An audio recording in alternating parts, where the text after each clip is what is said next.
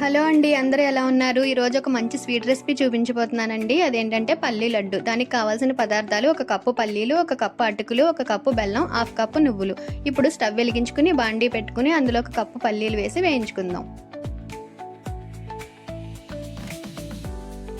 ఇలా కొంచెం సేపు వేగిన తర్వాత పక్కన బౌల్ పెట్టుకుని ముందుగా తీసుకున్న కప్పు బెల్లాన్ని కొంచెం వాటర్ వేసి కరిగించుకోవాలి.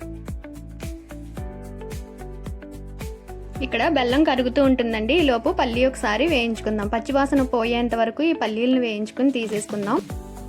ఇప్పుడు అటుకులు కూడా వేయించుకుని అవి బాగా వేగినాయో లేదో ఒకసారి చూసుకుందాం అండి.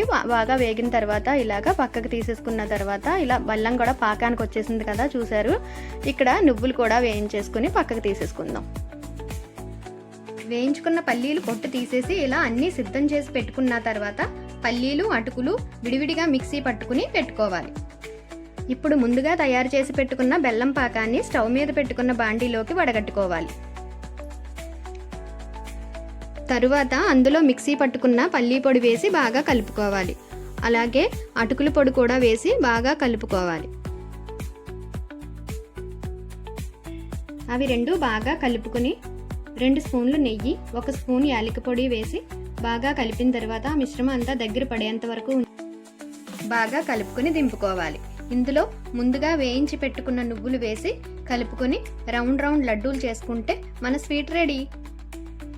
మీకు ఈ వీడియో నచ్చినట్లయితే like, share and subscribe. Thank you for watching.